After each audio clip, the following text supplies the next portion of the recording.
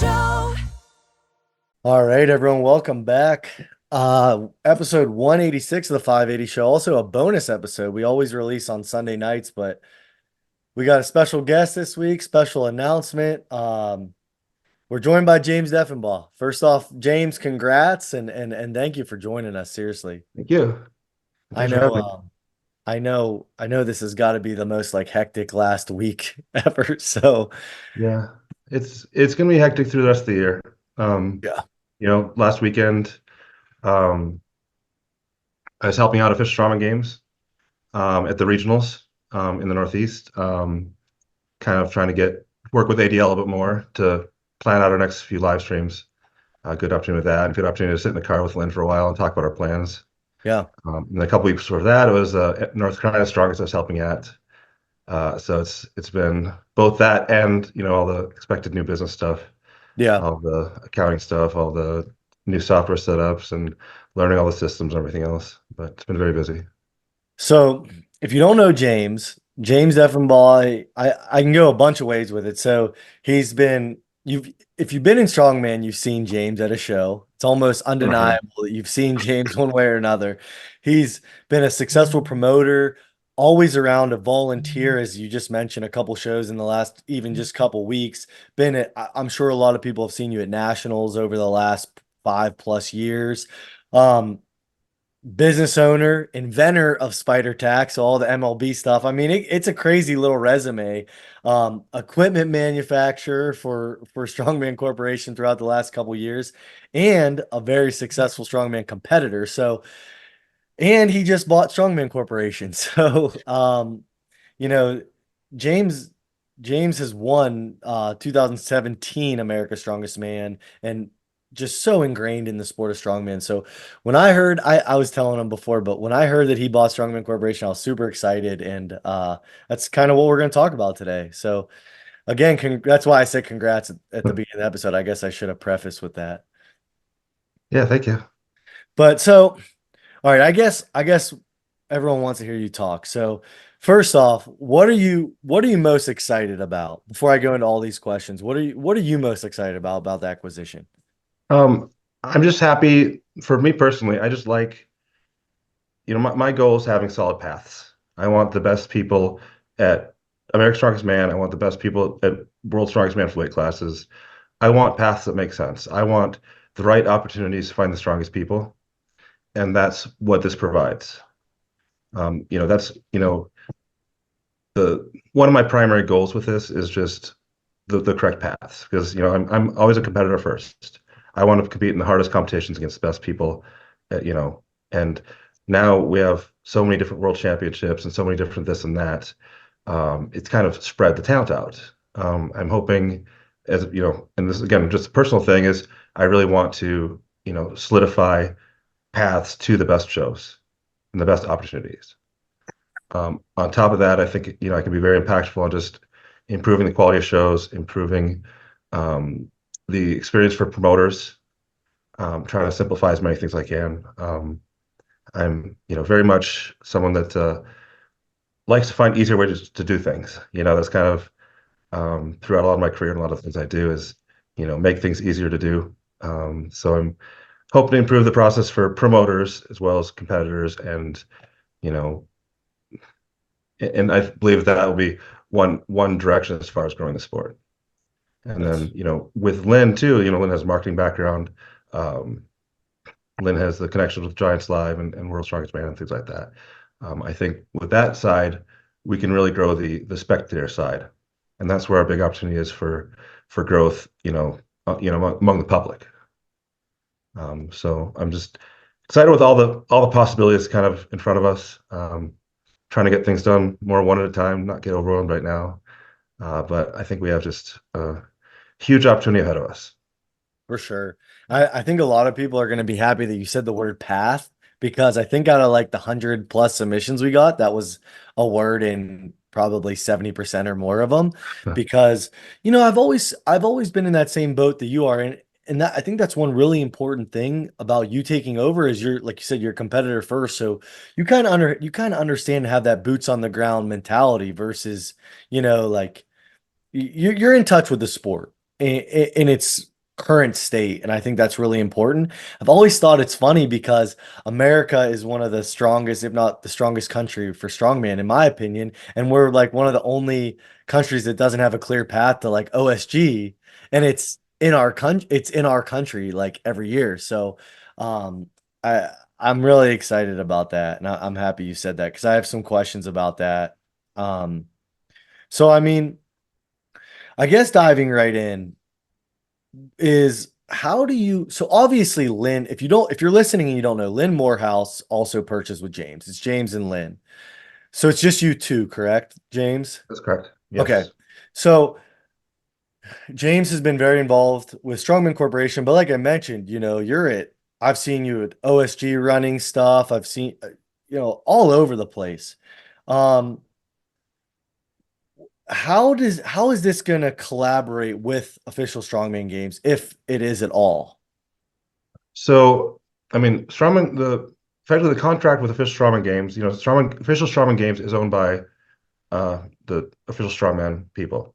Um, but Lynn, of course, runs it. Lynn has just, he gets to pick the invites and so on. I don't have any power there. I don't have any ownership there. This contract's not with Strongman Corporation with me. But I spoke with Lynn, and Strongman Corp will, starting like next year, will be the path for the four Americans to official Strongman games. Oh wow. So for So 2025 yeah, official yeah. strongman. Well, I don't want to like put words in the mouth, but I believe next year it'll be pretty much the only path. It doesn't make sense for him to run Strongman Games regionals and Strongman Corporation regionals. Okay. Um, and on top of that, this year, the winner of nationals in the weight classes that are at official Strongman Games will get an invite to official Strongman Games, as well as the top three at the ASM weight classes. Wow. Okay, cool. So So we'll have some immediate impact on getting the best Americans to official Strongman Games without the online qualifier path. Like there'll still be an online qualifier option, but the goal there, just like the goal here, is to get the best athletes at these okay. competitions. Well that okay, so this year's nationals, right? That'll take you to OSG this year and Yes, ASM. yes. Now, so how do you foresee ASM working every year? When will that be? How do you like is that so that's going to be America's Strongest Man is going to be separate from nationals, correct? Yes. Okay. And and do you know where that'll take place every year? Do you know when that'll be? So we typically have multiple ASMs, ASMs, ASWs. Um, Last year I was trying to set us on the path of every American Strongest Man weight class has a corresponding American Strongest Woman weight class held together. We did the middleweights in Chicago last year. Same events, same prize money, same everything. Similarly, we had the introduction of the ASM 90 kilo class, as along with the ASW lightweights, the 64 kilogram. Um, we want to keep down that path. As far as when it'll be held, um, the ideal is more summertime, kind of like further away from OSG, but a lot of it is just trying to find a good venue. Makes Because sense. we want people, we want fans, we want, a lot of people to be able to watch. And the best options for that are things like the Olympia. The Olympia is an absolute great venue for us. It is unfortunately close to nationals, but it's just such an amazing venue. It's worth it. So um, hopefully we find more great venues that will meet all our needs and can host the different American Strongman one weight classes. But we don't have defined times for next year yet, and we haven't talked to the promoters of the show, so we'll have the last couple of American Strongman and Women's this year. Um, so we can't like uh, state exactly, what those details are yet, but I'm hoping we'll get that very soon once we have those conversations. Awesome. Now another question, because I know last year was the first year you introduced the 90s and 64s, like you said. Do you foresee having all the weight classes at America's Strongest Man, I don't know, this year or in the future, like 80s, 90s, 105s, like that could go to OSG, or do you think it's going to stay at those few classes? I hope to add ASM 80 kilogram this year, Hmm. and then 73 ASW 73 kilogram next year. Oh, cool. That's the goal. So that'll be um, 8 of our 10 weight classes in Strongman Corporation. I feel like we need to build up the women's 57 kilogram, 125-pound class before we can have an American Strongest woman for that. Um, and along with that, the 120 pound, 120 kilogram, 265 men. Again, we're building that up, but they have an Arnold opportunity there, and I hope to grow those enough to introduce an American Strongest man and woman for that as well. Cool. Oh, well, all that just I think that answered like 95% of the questions already. But that's awesome. So, I mean, you said it, but this year it's good. Basically, the path is starting this year in 2024, at least in some. Well, that's awesome. I'm pretty shocked that you even said that. That's cool. But I so mean, it's long been time. I mean, these are the best athletes. And as is most everyone from the top in American Strongest Man and Woman are going to qualify for OSU one way or another. But just having that the official path just is such a better system. mhm. Okay, so One, let me rewind real quick because I think I heard you correctly, but I don't want to put words in your mouth. But so because Lynn obviously runs the regionals for OSG, and then Strongman Corporation has regionals. We host one of them. So you foresee those collaborating into one kind of system moving forward? we haven't talked those details yet, but I would think regionals would just be regionals. I Um, That's really Regional cool. champion. We don't need two separate brands of regionals. Yeah, And it doesn't. I mean, Lynn and I have limited amount of time on our hands too, so I don't think those OSG regionals will necessarily make sense going forward. So it'll really just be about just keeping the Strongman Corporation regionals quality up. Possibly next year, kind of planning a little bit maybe more requirements. Like every regionals we think should have live stream. yeah. We should have various things, and a Sweet. lot most do. And for those that don't, we have just an excellent relationship with ADL, and as is ADL is going to every official Strongman Games regionals this year, and those the, that's working out very well. So I see something. I foresee something similar for next year's regionals. Again, it's a regional championship is a big deal. It should be presented as a big deal. It should have that live stream. Should have that professional level of production. For sure. Hey, you hear that, Dante? Dante has been working under Dawn with ADL, so he live streams our shows, so that's cool. Yeah. But yeah, I think you're 100% right. Instead of having like, 10 to 12 regionals, you can have it as like 5 to 6 regionals. And then I think there'll be an even bigger deal. If you combine them, you'll get even more participation because there's more on the line with Strongman Corporation invites and also OSG invites. Well, That's really and cool. and they might not be direct OSU invites. Yeah. That's not been discussed, but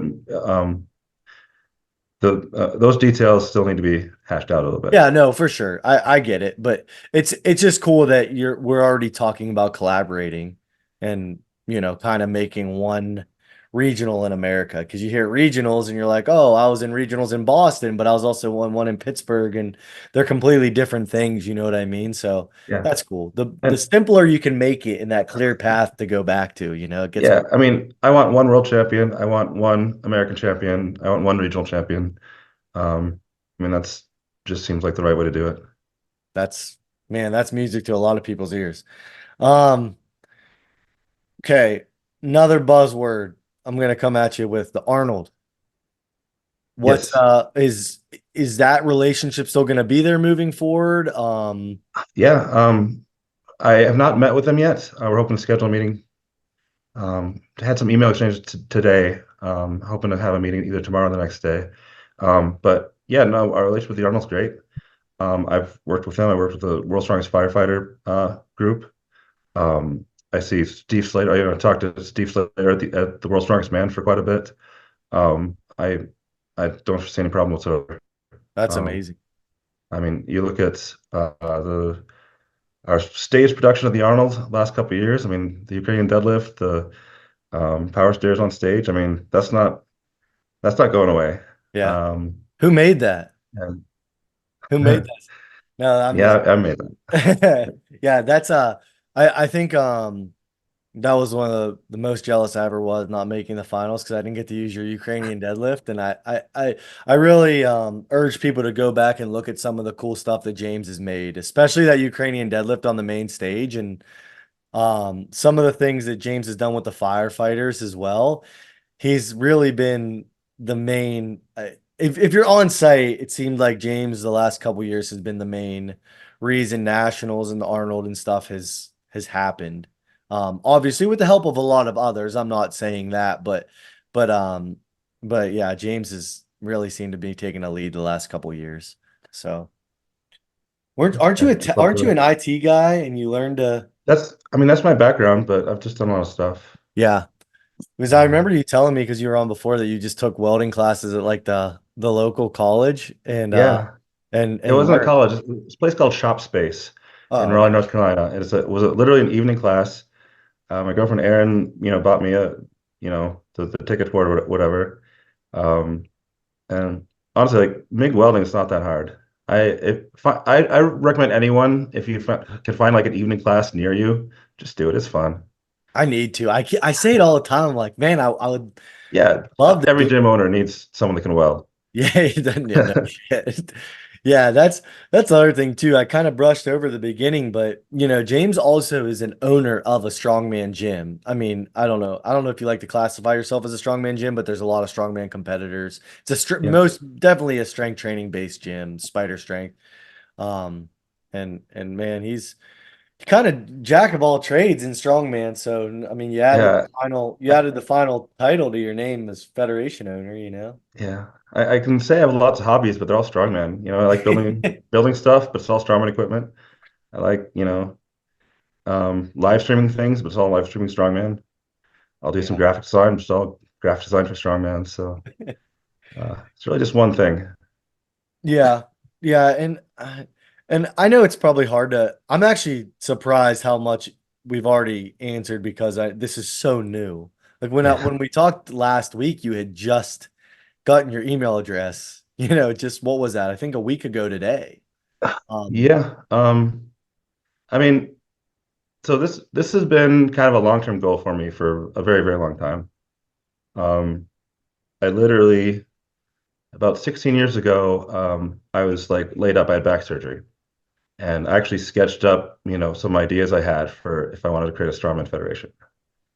Um, Ultimately, later on, I just realized like creating new federations is the worst thing you do. That's powerlifting. You know, I mean, yes.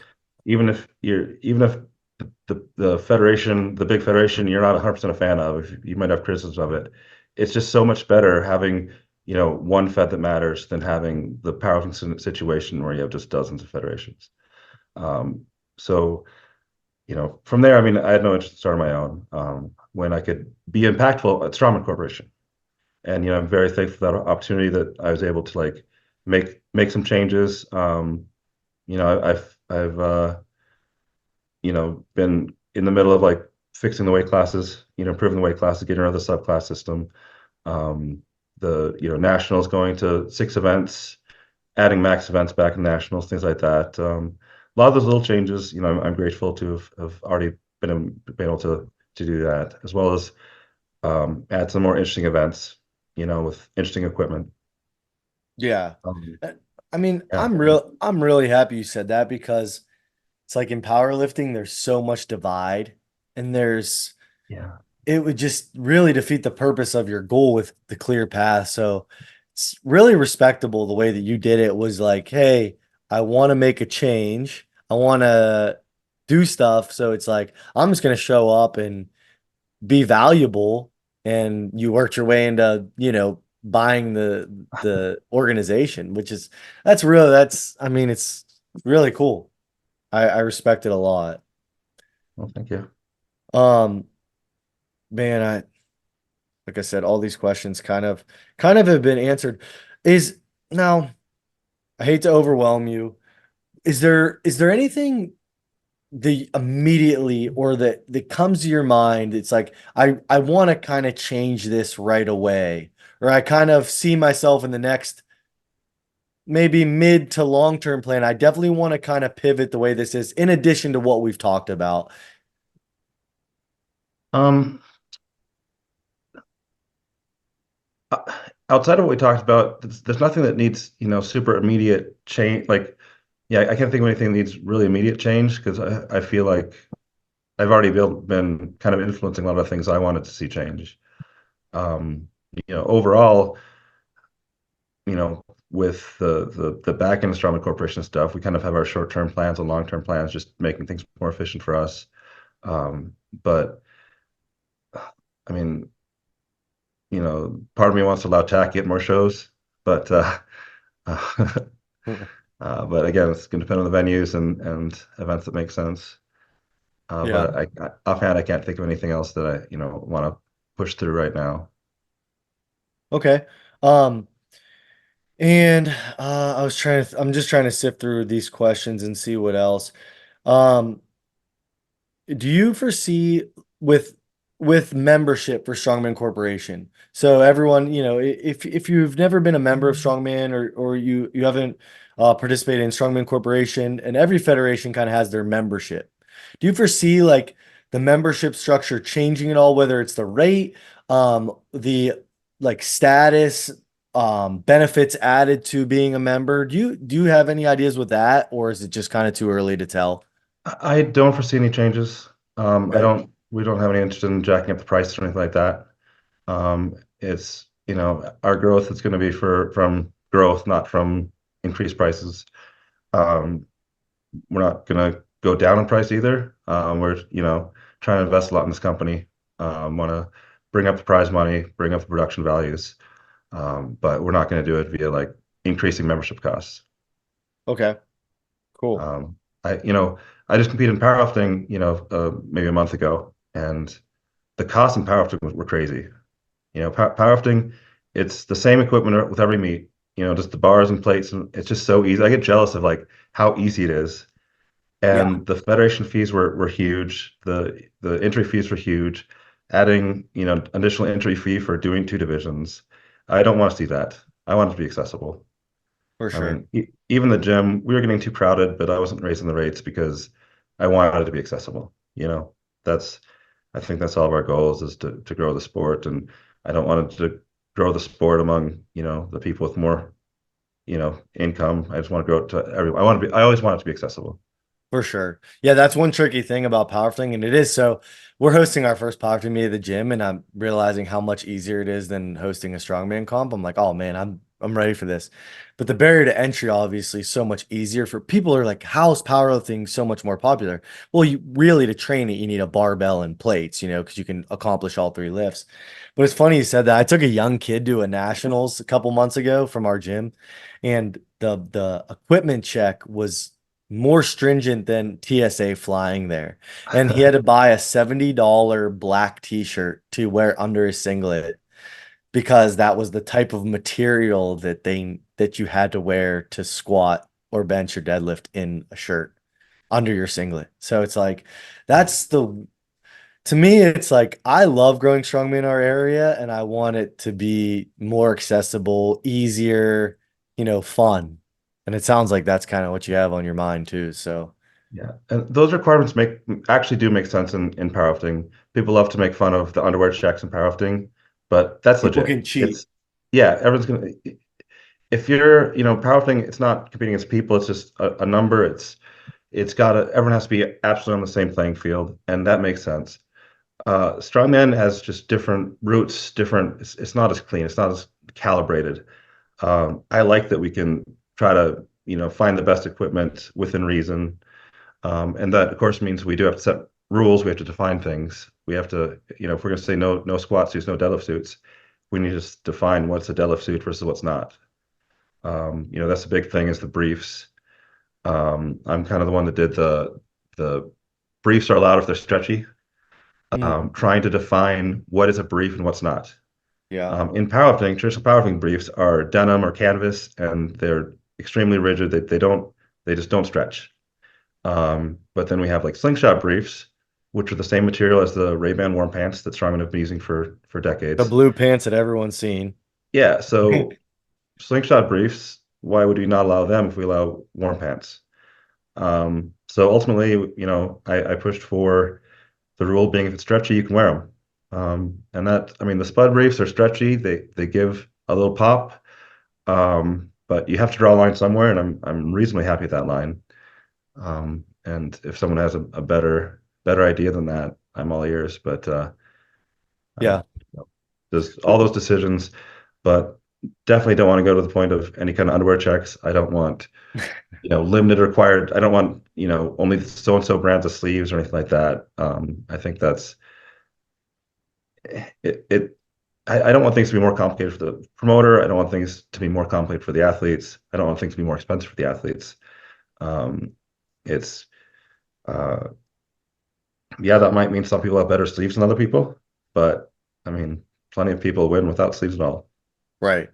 Yeah, no, I think that's definitely important is not turning it into like an elitist sport where you have to make six figures just to compete. I think the making it easier and more accessible. And I think one thing you touch on, I always think is cool about strongman is with our equipment and events being always changing and different, it allows for innovation from companies and people that make stuff, like yourself. Make like I want to make a cool ass huge Ukrainian deadlift. It's like, Mike Bartos might do this with this. Your farmer's handles actually are a good example because they have the rubber on the bottom of them. So, the first time I ever saw your farmer's handles in person, I was like, that's really cool because you can tell you're a strongman promoter, but also you go to nationals where there's a fatback farmer, they're being dropped literally 1,000 times. You don't have to hear that clinging in your head the entire weekend. Yeah. Um, so I think that's one really cool thing about strongman is that it's not standardized and it allows for innovation. So another question that popped up was with the pro card system in America, because we're one of the only I really don't know how pro card systems work in other countries, if any. Um, do you have anything in mind with the pro card system, leaving it the same if for the immediate future or what?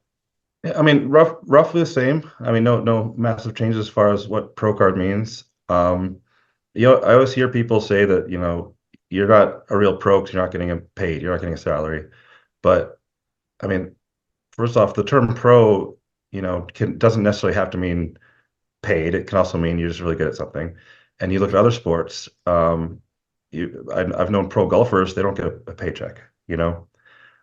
In practice, in strongman, a pro card is something that's very difficult to earn, and when you earn it, it proves that you are at a certain level, and also beyond that, it gives you access to the most competitive All American show, America's Strongest Man and Woman, and it gives you uh, you can compete at the Arnold Amateur in higher weight classes without qualifying.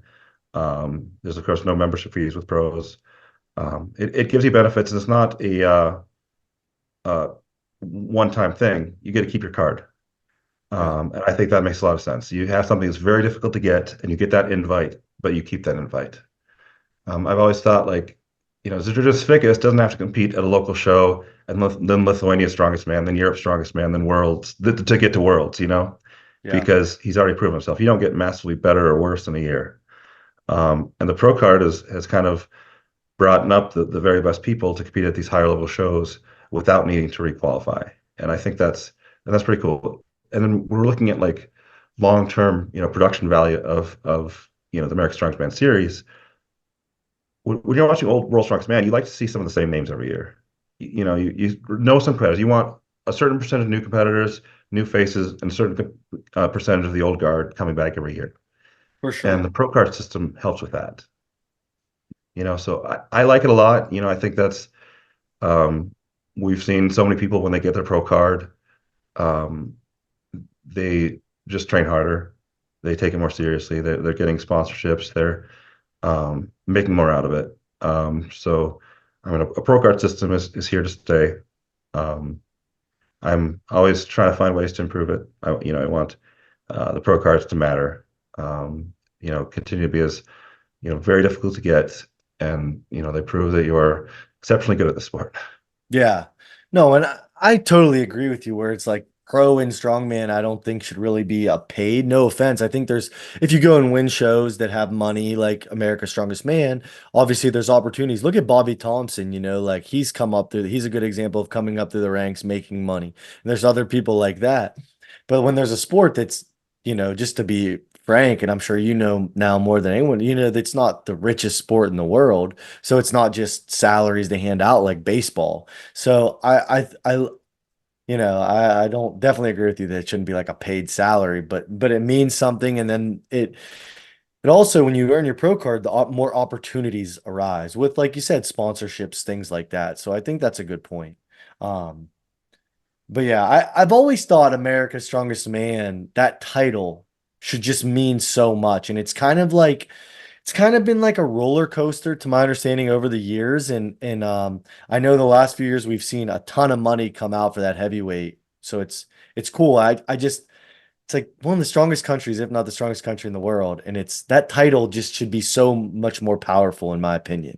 You know what I mean? Yeah. I mean, I've been lucky as 105 that the American Strongest Man 105 title has always been you know, by far the number one title in America, not number one U.S. title. But really, it's if you look at results like last year, five of the top seven from American Strongest Man did OSG, and they also all got top seven OSG. Wow. That much overlap. The year I won American Strongest Man, the entire podium was people I just beat at uh, the entire podium of OSG was just people that were at ASM. I think we had seven competitors the year I won ASM, and I'd like to say four did OSG, and they were all in the finals, and three of them were in the top three, and that's with Right. me out and Sean Demerise out. So the I've been extremely fortunate. The American Strongest Man title for the middleweight men has been like at the very top. Heavyweight men have come and gone. I Yeah. think we're building back up. Like if you look at this past year, the entire podium of American Strongest Man ended up getting invites to World Strongest Man. We had Luke Hatton winning, Marcus Crowder, and Rob Kearney. Lucas Hatton didn't accept his world's invite, of course, but uh, it's an amazing title. This year it's scheduled unfortunately close to the Giants Live in Vegas, and it's not far from Rogue Invitational, so that might impact who's going to compete there. But I think we'll be able to bring it back to like you know definitely the most important American title.